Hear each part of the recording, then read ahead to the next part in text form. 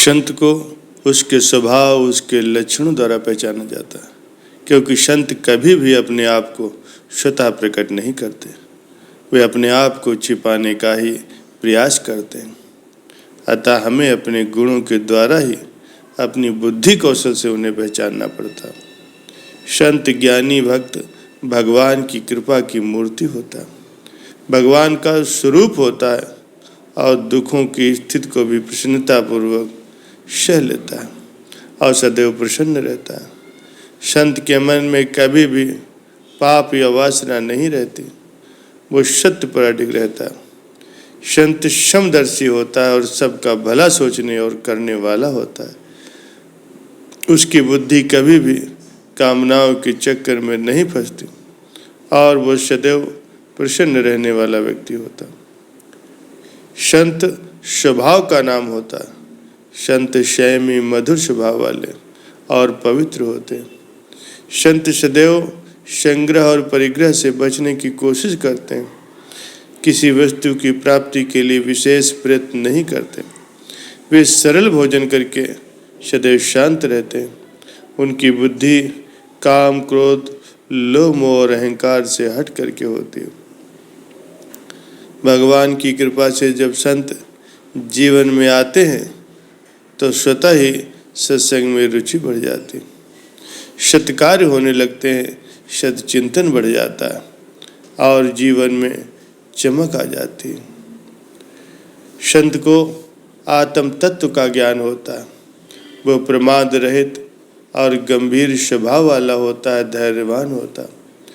संत के भूख, प्यास, शोक और मोह आदि उनके अपने बस में होते हैं। संत सदैव ही दूसरों को सम्मान देने वाले होते हैं, किंतु उसे स्वयं के सम्मान की कोई चाह नहीं होती। संत की पूछ और उसका सम्मान उसके पीछे होता है। भगवान की बातों को समझाने में संत बहुत ही निपुण होते हैं। वे सबसे मित्रता का व्यवहार करते हैं। उनके हृदय में करुणा भरी होती है। उनको अदृश्य शक्तियों के तत्व का यथार्थ ज्ञान होता है। वो किसी को भी उस ज्ञान को समझाने में मास्टर होते हैं। संत सिर्फ अदृश्य शक्तियों को ही मानने वाले होते हैं। वह अन्य किसी पर विश्वास नहीं करते। वे अनुभव से सिर्फ और सिर्फ उस परम सत्ता पर ही विश्वास करते हैं और उसके परम भक्त होते हैं। प्यारे सज्जनों, संतों के लक्षण बहुत ही स्पष्ट होते हैं। जो व्यक्ति पराई संपत्ति और पराई स्त्री से दूर रहता है, जो झूठ नहीं बोलता, जो दूसरों की भलाई करना अपना धर्म समझता है, किसी से कड़वा वचन नहीं बोलता, किसी का अहित नहीं करता, वो संत है।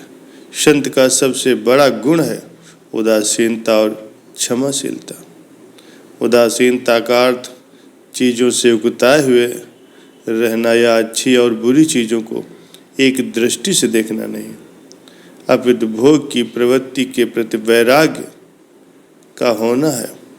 जो व्यक्ति अच्छी और बुरी चीज़ों को एक ही दृष्टि से देखता है, वो भला संत कैसे हो सकता है।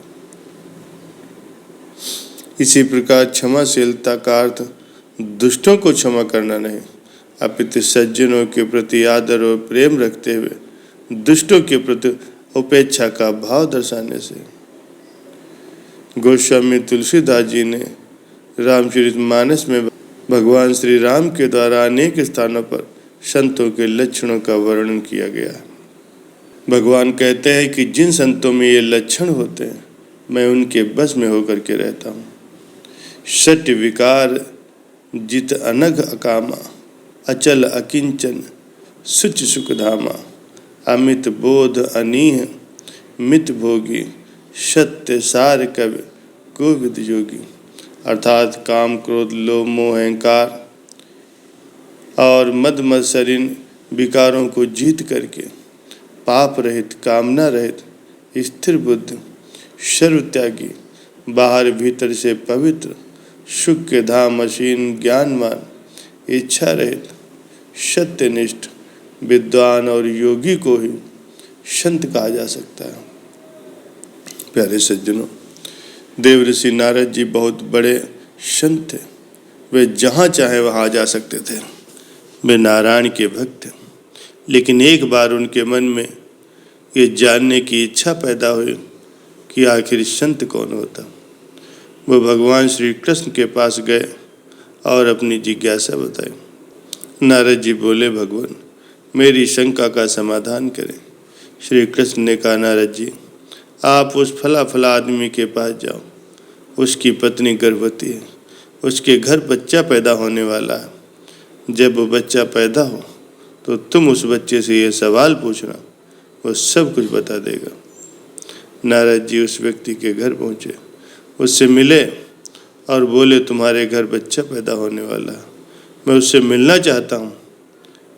जब तक वो बच्चा पैदा न हो मैं यही इंतज़ार करूँगा। एक दिन बाद उस बच्चे ने जन्म लिया। नारद जी खुश हुए, बच्चे के पास गए और अपना प्रश्न पूछा। भगवान की कृपा से बच्चे ने नारद जी का प्रश्न सुना और जोर जोर से हंसने लगा।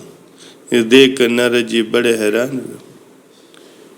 वो सोचने लगे कि ये बच्चा कुछ ही घंटों का है और ये मेरे प्रश्न को सुन करके खिलखिला करके हंस रहा है। बड़े आश्चर्य की बात है, क्या मैंने कुछ गलत पूछ लिया या इसने मुझे पागल समझा है? लेकिन ये तो बच्चा है, इन दुनियावी चीज़ों का इसे भला क्या पता। और फिर नारद जी ने देखा कि बच्चे की रंगत बदल रही, बच्चे की हंसी खत्म हो रही, वह चुप होता जा रहा। नारद जी ने फिर पूछा, मेरे प्रश्न का उत्तर तो अभी बाकी है, उत्तर तो देते जाओ। बच्चे ने कहा, उस अमुक ब्राह्मण के घर गाय बछड़ा जनने वाली है, तुम्हारे प्रश्न का उत्तर वो बछड़ा ही देगा। वो सब कुछ जानता है।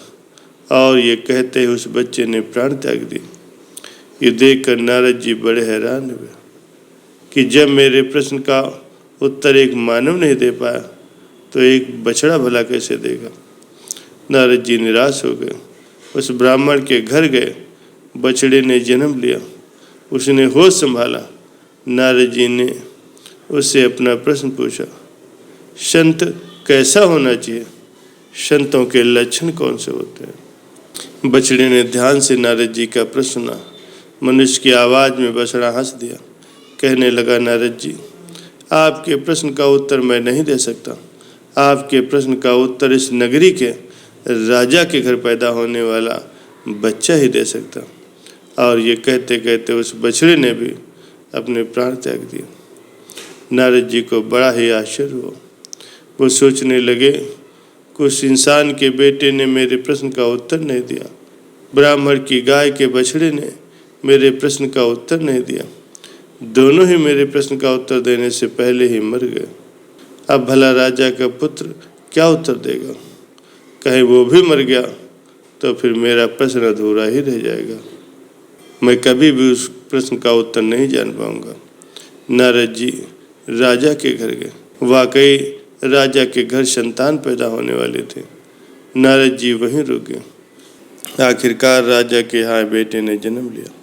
नारद जी उस शिशु के पास गए, अपना वही प्रश्न के सामने रखा कि संत कैसा होना चाहिए, संत कौन होता।